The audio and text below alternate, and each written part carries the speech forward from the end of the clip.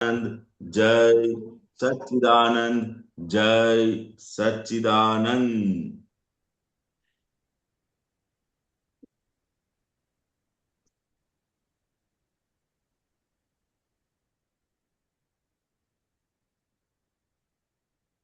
દીવડો કે દીવડો કે દીવડો દાદાએ પ્રગટાયો એ દીવડો અમર થાય રે. દીવડો દાદાએ પ્રગટાયો એ દીવડો અમર થાય રે. ચીરે પ્રકાશમાં મહાત્મા થઈને ગોઠવણી કરવામાં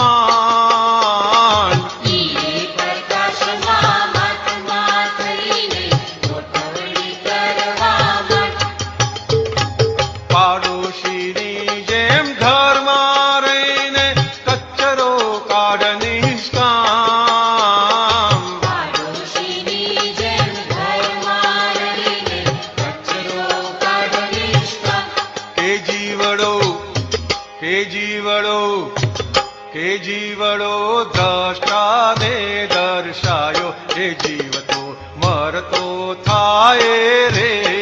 દીવડો દ્રષ્ટાને દર્શાયો એ જીવતો મરતો થાય રે.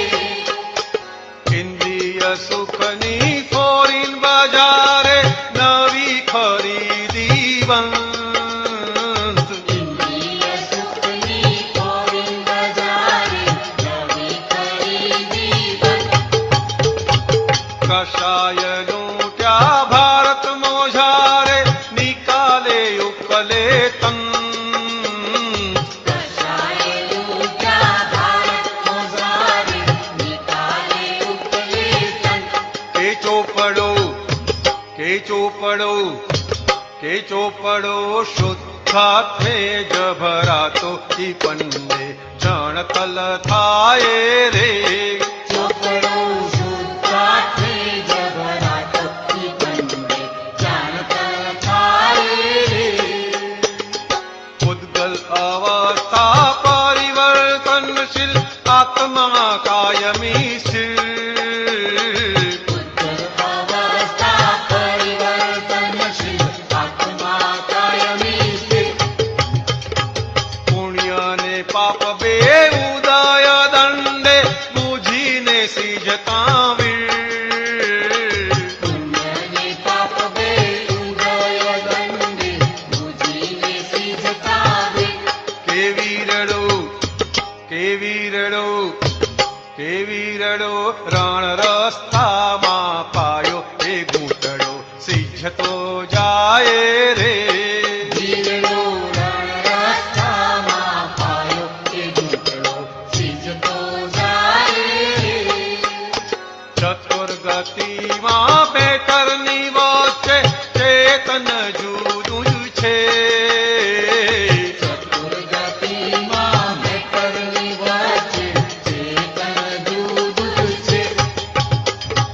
દાદાને રોજે ભાવથી પ્રાર્થો હવે તો છૂટવું જ છે.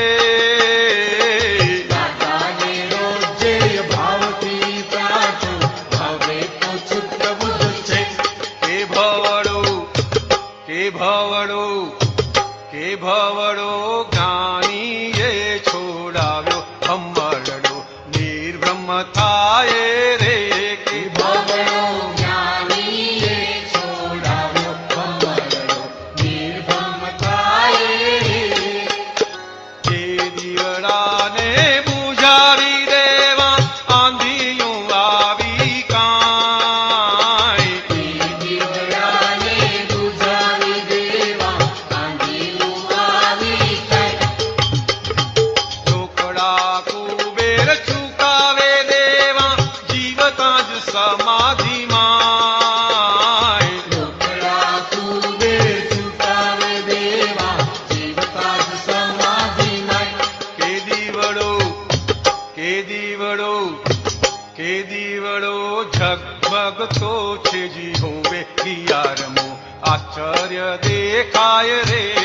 દીવડો ઝગમગતો છે જી હોવે દિયાળનું આશ્ચર્ય ચલ દેખાય દીવડો દાદાએ પ્રગટાયો એ દીવડો અમર થાય દીવડો દાદાએ પ્રગટાયો એ દીવડો અમર થાય જય સચ્ચિદાનંદ. આપણને જે જ્ઞાન થયું છે, જે અંદર દીવડો પ્રગટ કરી આપ્યો છે, દીવડો હતો પણ પ્રગટ નહોતો. પ્રગટ એટલે જાગૃત થયો. આપણી શ્રદ્ધા એમાં બેઠી કે હું શુદ્ધાત્મા જ છું અને એ દાદાનો પ્રગટાવેલો દીવડો છે, એટલે એ અમરત્વ આપીને જ રહેશે અને એ અમરત્વ આપણને અહીંયા વિનાશી જગતમાં અનુભવ કરાવે એવો છે. આપણે જઈએ ચોથા એના પર. 4 ગતિની ભટકામણ અને આવો મનુષ્ય જન્મ ભારતનો આપણને મળ્યો, જેમાં દાદા મળ્યા અને આપણને ઓળખાણ કરાવી કે આ બધાની વચ્ચે આ ચેતન એટલે કે હું ચેતન જુદો જ છું. 4 ગતિના ભટકામણમાં હું ચેતન સ્વરૂપ દાદા થકી જાગૃત થયેલો જુદો જ છું. એટલે આ દાદાને પ્રાર્થના કરીએ કે હવે છૂટવું જ છે. એટલે જેમણે છૂટવું જ હોય તે કેટલી માથાકૂટ કરે, કેટલી કચકચ કરે, કેટલા ઝઘડા કરે, કેટલી ખેંચતાણ કરે, કેટલી આડાઈ કરે. એટલે અહીંયા તરત આજે દાદાને પ્રાર્થના કરવાનો હેતુ એ થઈ જાય છે કે છૂટવું છે અને છૂટનાર ક્યારે આ બધી માથાકૂટમાં નબળાઈમાં ફસાય નહીં. છતાં આખો વ્યવહાર આપણો બાકી રહેલો એવો વ્યવહાર, એની સામે આપણને મૂળ ચેતન પ્રાપ્ત થયેલું છે. એટલે આ બધું આવે, આડાએ આવે, કચકચે થાય, માથાકૂટે થાય, ખેંચાખેંચીએ થાય, આગ્રહે થાય, પણ ચેતન એના મૂળ સ્વભાવે પ્રગટ થવાથી અને મુખ્ય વસ્તુ આપણી અંદર દાદાની કૃપાથી જે પ્રજ્ઞા શક્તિ ખુલ્લી કરી આપી છે, એના માટે તો ખૂબ ખૂબ સમજવાની જરૂરત છે કે દાદાએ આ પ્રજ્ઞા શક્તિ પ્રગટ કરીને આપણો મોક્ષ માર્ગ નિરાલંબ બનાવી દીધો. કોઈ જાતનું અવલંબન નહીં. એ પ્રજ્ઞા શક્તિ અંદર કાર્યકારી રહે છે અને એ ક્રિયાકારી મોક્ષ માર્ગ આપણને વિજ્ઞાન સ્વરૂપે મળ્યો. એટલે આ ડિસ્ચાર્જ પરિણામોમાં આપણી અવિરત પ્રાર્થના છૂટવું જ છે અને એનું વક્તવ્ય એટલે વ્યક્ત કેવી રીતે થાય, એટલે એ પ્રેક્ટિકલ કેવી રીતે થાય તેના માટે આપણને આજ્ઞા આપી છે. હવે આજ્ઞામાં સહજ ત્યાગ આપ્યો છે.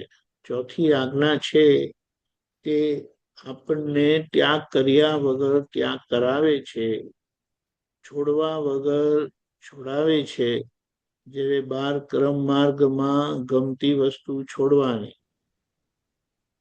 અને અહીંયા અક્રમમાં જે છે ગમતી વસ્તુનો સંભાવે નિકાલ કરો, ના ગમતી વસ્તુનો પહેલા સંભાવે નિકાલ કરો. એટલે દાદાની કૃપાથી આ અક્રમ શુદ્ધાત્મા આપણને મળ્યો છે કે દાદાએ આપણને વિત દ્વેષ બનાવ્યો છે. એટલે ખરેખર કોઈ ના ગમતા રહ્યા નથી.